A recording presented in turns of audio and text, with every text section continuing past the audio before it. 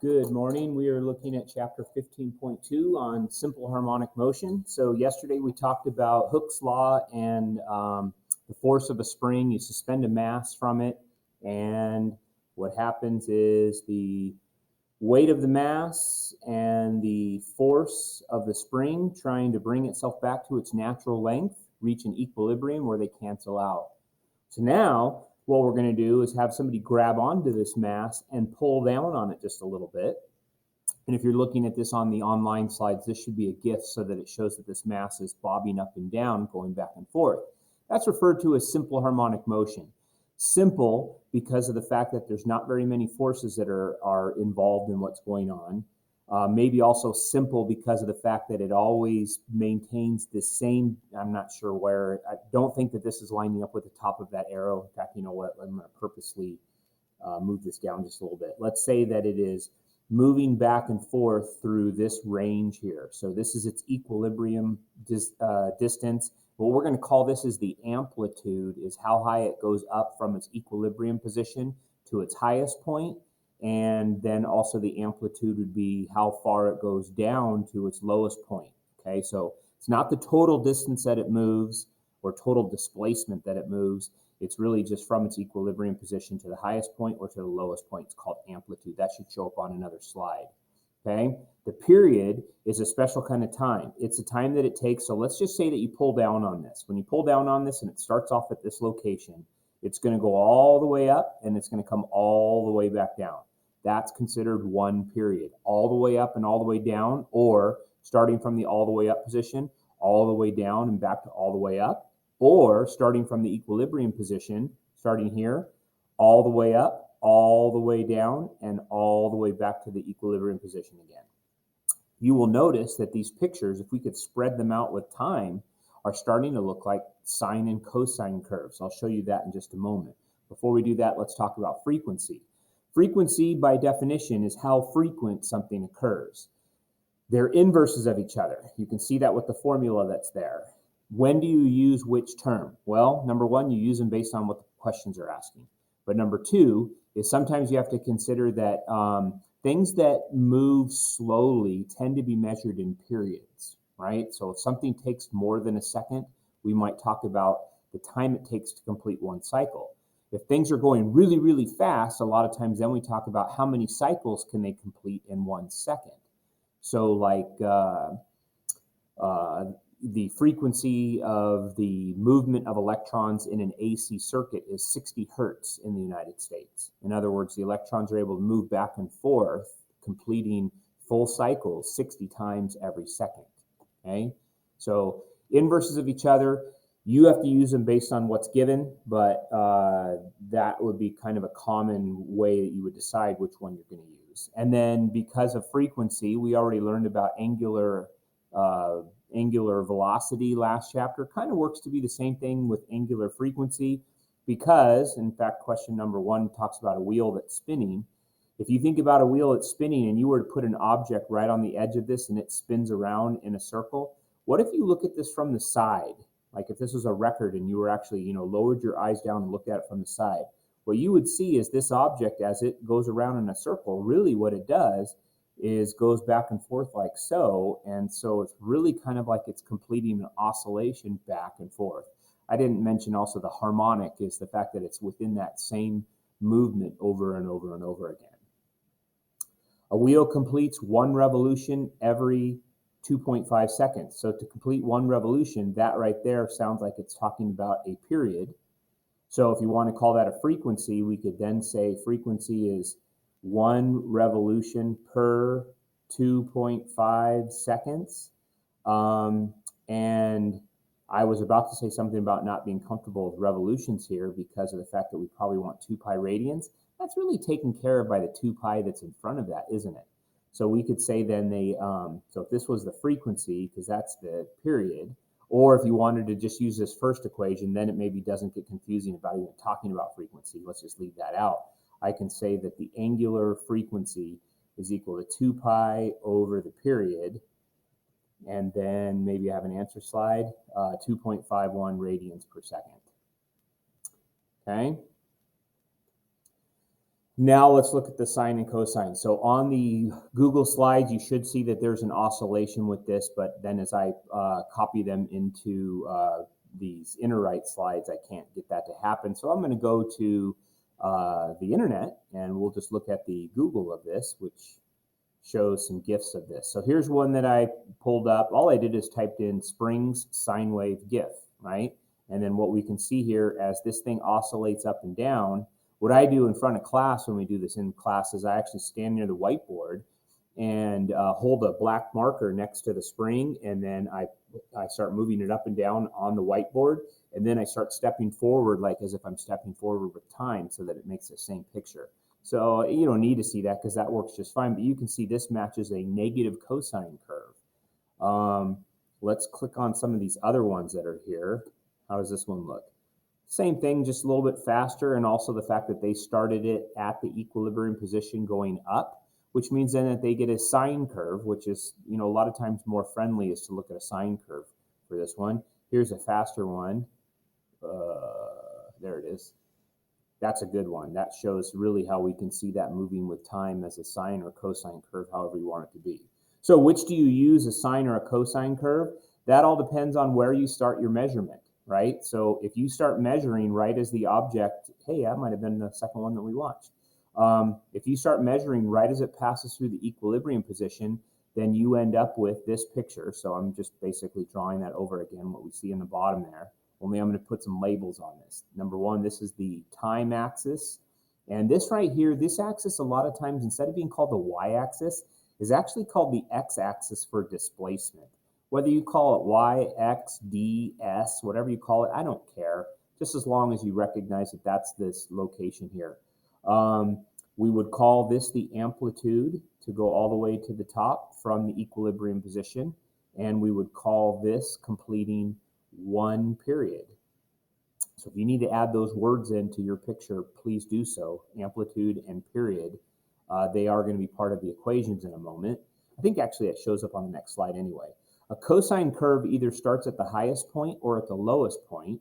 If you started at the highest point, the cosine curve looks like this, kind of like a skate ramp, right? And it completes one period to there, then it completes a second period to there, and so on and so forth, all right? And this would be a half a period, and so let's just label this, as I know it didn't really work out very nicely, and amplitude is still the same thing. It's our highest point on our x-axis versus t-axis. Also, I should have mentioned up here that we saw yesterday our springs, and I was supposed to have them out right now.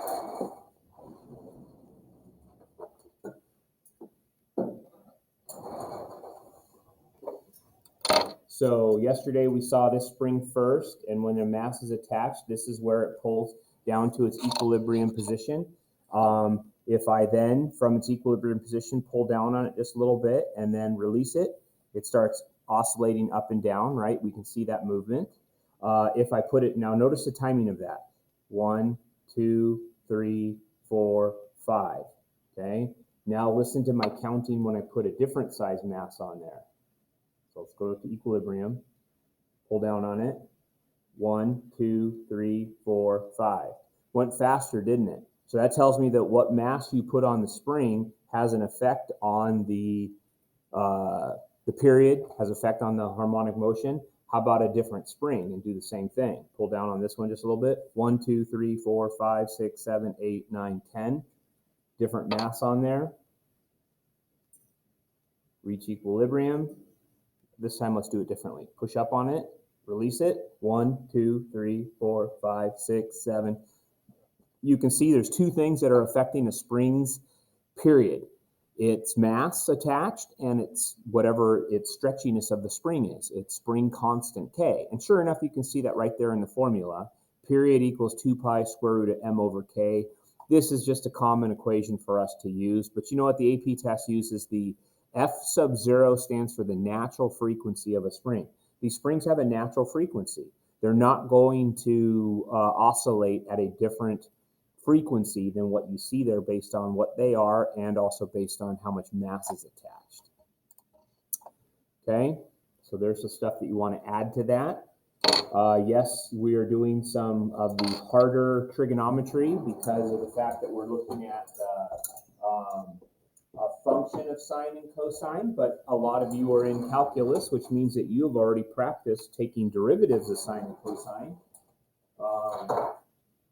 You already know that to find the slope on a sine curve has something to do with the cosine curve, and finding the area under a sine curve has something to do with the cosine curve, and vice versa. So these are things that you've already learned in calculus, and now we actually get to see what's the reason for all of this in the first place. Okay, I hope that you've been told in your calculus class that if you wanted to find the slope of this right here, it's at its steepest point right there. It's got a slope of 1. Hey, look at that, the cosine value. When you get to here, it's got a slope equal to 0. Hey, look at that, the cosine value. When you get to here, it's got a slope of -1. Hey, look at that, the cosine value. That's why the derivative of sine is cosine, okay? All right, keep moving. A 1 Newton bird lands on a branch that bends and goes into simple harmonic motion, get used to SHM, with a period of 0.5 seconds. Determine the effective elastic spring constant for the branch. Okay, so a branch bends. It's kind of like if you were to take a bird and plate, that's supposed to be a spring, oh, terrible. Put a little bird in a little tiny, little seat, right? Or a little, I don't know, kind of stand the bird. I can't draw a bird. There's my bird, okay?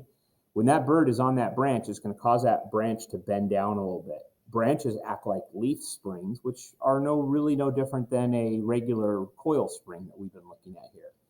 All right, so what do I know? I know that there is a force of the bird of 1 Newton, which means that I know that there's a mass of a bird of 0.1 kilograms. I know that there's a period of 0.5 seconds, and I want to know what is the spring constant. Okay, so is there a formula that relates period to spring constant? And we just talked about it.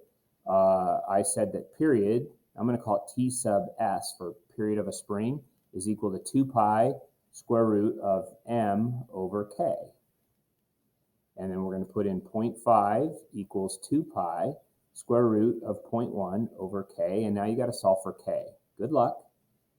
Divide 2 pi to the other side, then square root both sides, then flip it over, and then multiply times 0.1. If you can't do all that, I hope you have the right calculator for yourself to be able to pull that off. It's not hard math, but it's math you should practice. Question number 3. A 1 kilogram cart is attached to a spring, as you see here, and it's pulled back with a force. So somebody's going to pull it with a force of 10 newtons. Add it to a distance, so the delta x that it's pulled back is equal to 5 centimeters. I'm going to just change that to 0.5 meters. That's how far back it's pulled with that kind of force, and we want to find the spring constant. All right, so you have 2 formulas for spring constant. F equals k times delta x, and now you have a new one that says T equals 2 pi square root of m over k, which of course this whole thing could be flipped over and turned into frequency instead. But those are the 2 formulas basically that have k in it. So you have to decide which one to use here, all right? Now, if this had been this cart was suspended from a spring this way, nobody would have any problems thinking about using the first equation. But the minute we put it on level ground, then you're like, But really what that is somebody's pulling with a force, and there's a distance x. So we would solve for the spring constant by saying F equals k times delta x, which 10 newtons equals k times 0.05 meters, giving k a value of 200 newtons per meter. If you weren't sure about that being the formula to use and thought maybe it was the other one, then you get to part B.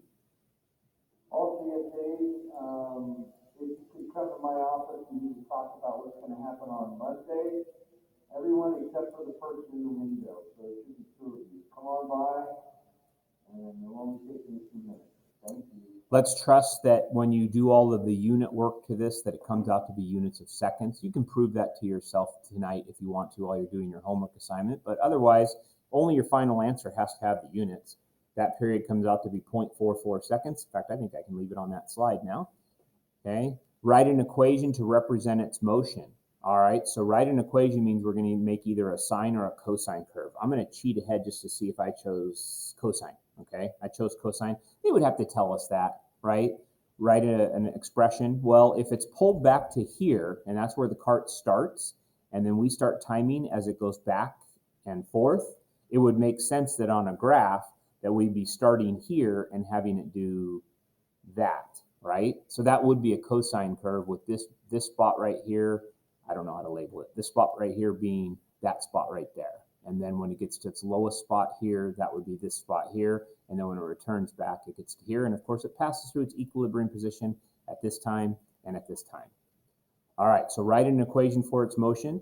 I'm just going to start with the generic form of the equation, which says x equals a times cosine. Now, what you choose for in the you remember when you learned these back in Math 3, it would be the y equals a cosine 2 pi over b. I'm not sure if that's even how it was written. It's been now a while since I've had to teach that myself. So I'm just going to go straight to this form of the equation. Cosine of 2 pi over period times t. Now, x and t are your variables, right? Little t and x, those are your variables that make this a function. A and period are what are unique to this particular spring and mass that's attached to it. A is how far it's pulled back, 5 centimeters. I'm going to leave that in centimeters. Times cosine of 2 pi over 0.44 seconds times t. So now when you plug in a value for t, you're plugging in a time. That time in seconds cancels out the units of seconds, which makes cosine a unitless number. Actually, it's got radians. That's okay. Calculators like radians. Then cosine of that number of radians gives you a decimal that you multiply times 5, and it's going to give you some fraction of 5. In other words, something between positive 5 and negative 5 is what you're always going to get for your answer as it oscillates back and forth. But there's your equation that represents the motion. If you want to change that to meters, you can, of course. But in the end, it doesn't really matter because it's just a standalone thing here that tells us we're between 5 centimeters and negative 5 centimeters as it oscillates back and forth right here in the lab. Where will the cart be in 0.2 seconds? So now what we're going to do is we're actually going to plug into our equation 5 centimeters times cosine of 2 pi over 0.44 seconds times 0.20 seconds. You plug this into your calculator exactly like you see it. You start with this. 2 times pi times 0.2 divided by 0.44. Answer. Get a number. Once you get that number, cosine of that number. Get a decimal. Then you multiply that decimal times 5 and it tells you where you're at. Let's make a guess. If it takes 0.44 seconds to get to here, that means that we know that it takes 0.22 seconds to get to here. So 0.20 seconds would be located, let's switch colors, would be located right here, which on my graph is about there. So I'm going to guess that I'm going to estimate that my answer is something around negative 4.5. See how I did? Negative 4.7, or in other words, I've changed it into meters, so 0.047, right? At what time will it pass through the equilibrium position? So you're going to pause to write that question down. And now that you're back with me, I'm going to go back to this slide here because we've already kind of really set up that answer, haven't we? This graph right here might want to go onto your paper too. When will it pass through the equilibrium position? Let's use a different color. It's going to pass through it here. It's going to pass through it here. It's going to pass through it here. It's going to pass through it here as it goes back and forth. Well, what are those times? Well, if it's pulled back at 0 and reaches pulled back at 0.44 and reaches all the way in at 0.22, then it must have crossed over the equilibrium position at 0.11 and then again at 0.33 as it's going back out. And then it gets all the way back out. Then it starts going back in again and at 0.55. Then at 0.66, it's all the way in. Then at 0.77, it's back through the equilibrium position. And then at 0.88, it's back out again. You've got to understand that. I probably have an answer slide. 0.11, 0.22. I'm going to include those other ones, or not 0.22, 0.33, 0.55, and so on and so forth. Okay? All right. Last example. A 2 kilogram bag of candy is hung vertically from a spring that elongates 50 centimeters under the load, just out of reach of a child. His mean big brother pushes it up 25 centimeters and releases it, setting it into simple harmonic motion. If the kid can only reach the bag at its lowest point, when will he grab the candy? Now, I solve this in two ways because, number one, we can solve this the easy way. The easy way would just be for us to recognize that if it's pulled up 0.25 centimeters and then it's going to start here and come down and then go back up, right? Then we know that whatever, this is kind of the graph that represents that, we know that this is the period. I'll put a number in for t there in a moment, so you don't need to put a t for that right now. We know that it's going to reach its lowest point at half of whatever the period is, at half of t. So really, I just need to know what t is. And then I'm going to solve it also using the cosine function in the second part of this. But let's start by figuring out what the period is. So to figure out what the period is, I want to use the equation period equals 2 pi square root of m over k. 2 pi of square root of 2 kilogram bag of candy divided by k. I don't know what k is. So now I'm going to go figure out what k is by taking f equals k times delta x and go back to the original problem. The natural length of the spring elongates 50 centimeters more when you attach a 2 kilogram or 20 Newton bag of candy. Use that to find out what k is, 40. Now that we know that k is 40 newtons, we can plug that in right here, and we can use that to solve for what t is. I get t equals 1.4 seconds. So if it takes 1.4 seconds to go all the way down and all the way back up, then that tells me it takes 0.7 seconds to go all the way down. That's when the kid grabs the bag of candy. Kid grabs at 0.7 seconds. Okay, good enough. But we have to be prepared that not all questions are going to be this easy to analyze. So we might need to instead be able to solve this for kid grabs at negative 25 centimeters. So where is negative 25 centimeters in time? Well, the cosine function says x equals a times cosine of 2 pi t times t, and that we could then say that x equals, there was a push upward of 25 centimeters, I know I changed it to meters up there, times cosine of 2 pi over 1.4 times t, okay? And then what I can do is I can plug in that the kid grabs it when x equals negative 25 centimeters. So negative 25 equals 25 times cosine of 2 pi over 1.4 times t. Divide both sides by 25. You get that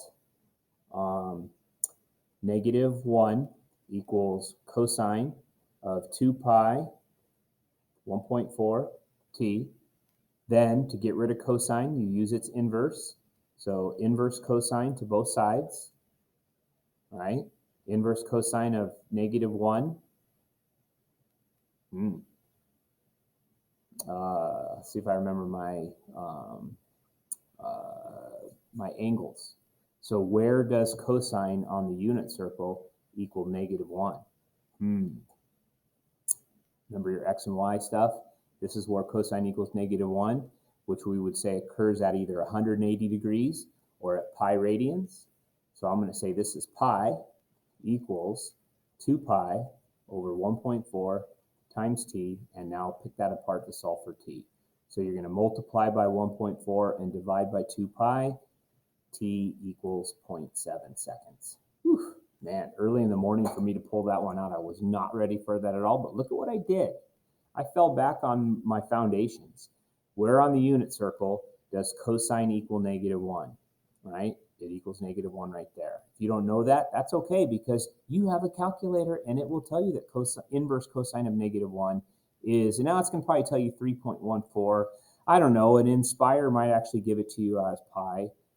I don't know. I don't know what to tell you, but I do believe that if you did it all, and even if it gave you decimals, by the time you solve out for t, it's still going to tell you 0.7 because the answer cannot be a decimal anyway. Chapter 15, homework number 2 is your assignment, and looks like this. This is good practice. Do not skip this assignment. You need to practice these. Next time we meet is actually going to be more of this because it's so important. All right. See you later.